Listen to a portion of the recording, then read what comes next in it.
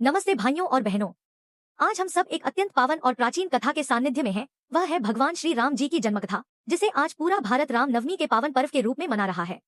यह दिन चैत्र मास के शुक्ल पक्ष की नवमी तिथि को आता है, जब भगवान विष्णु ने धरती पर मर्यादा पुरुषोत्तम श्री राम के रूप में प्रकट होकर धर्म, सत्य और मानवता को फिर से स्थापित किया। प्राचीन काल में कौशल देश की राजधानी थी अयोध्या। वहाँ महाराजा दशरथ राज करते थे, न्यायप्रिय, धर्मप्रायण और जनप्रिय राजा।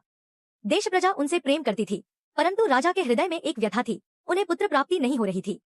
वे अपने गुरु महर्षि वशिष्ठ से विनती करते हैं, गुरुदेव, मेरे घर में दीप उज्ज्वलता कब आएगी? कोई पुत्र रत्न मिले जो इस राजवंश की धारा को अगली पीढ़ियों तक ले जाए। गुरु वशिष्ठ जी उन्हें विश्वास दिलाते हैं, महाराज, चिंता मत कीजिए, आपके धर्मप्राण जीवन, बलिदान और यज्ञबलियों की कृपा सदैव रहेगी। लेकिन अब समय आ गया है कि आप पुत्र प्राप्ति के लिए एक महान यज्ञ का आयोजन करें, पुत्र कामेष्टि यज्ञ। महाराज दशरथ अपने राजगुरु वशिष्ठ के अनुसार यज्ञशाला बनवाते हैं, जहां ऋषिमुनि, ब्राह्मण, ज्योतिषी और विद्वान एकत्र होते हैं। यज्ञ की अग्नि में घी, चने, यव और अन्य उत्तम सामग्री आहुतियां दी जाती हैं।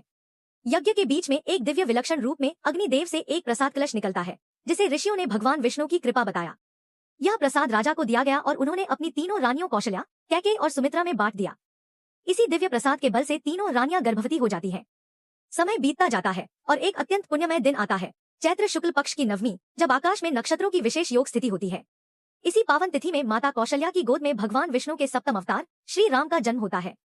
उस दिन आकाश में देवता फूलों की वर्षा करते हैं, गंधर्व गान गाते हैं और संपूर्ण अयोध्या आनंद महोत्सव से भर जाती है।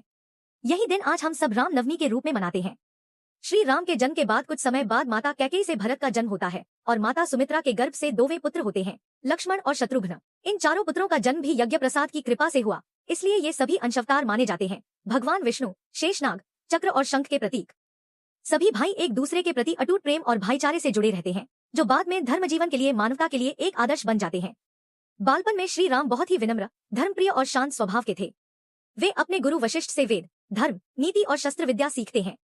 राजकुमार के रूप में भी वे प्रजा के साथ बहुत सरल और करुणामय रहते हैं। लोग उन्हें मर्यादा पुरुषोत्तम कहकर पुकारते हैं, क्योंकि वे हर कार्य में न्याय, सत्य और आदर का उच्चतम आदर्श दिखाते हैं। आज राम नवमी के पावन अवसर पर हम सभी को यही संदेश मिलता है। जीवन का आधार श्री राम की आज्ञा।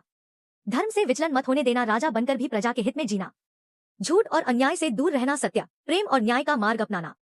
माता पिता का आदेश शीर्ष पर रखना। राम ने भी पिता की आज्ञा के लिए 14 वर्ष वनवास स्वीकार किया।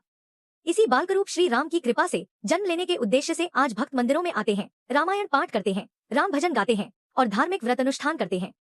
इस पवित्र कथा के साथ आज हम सबको यही प्रार्थना है, श्री राम जी का जीवन हमारे जीवन का आदर्श बन जाए, हमारे घर परिवार में शांति हो, देश में धर्म और न्याय की प्रतिष्ठा हो और हर मनुष्य श्री राम की तरह सत्य, दया और न्याय का मार्ग चुन सके। आइए सब मिलकर प्रभु श्री राम से विनती करें।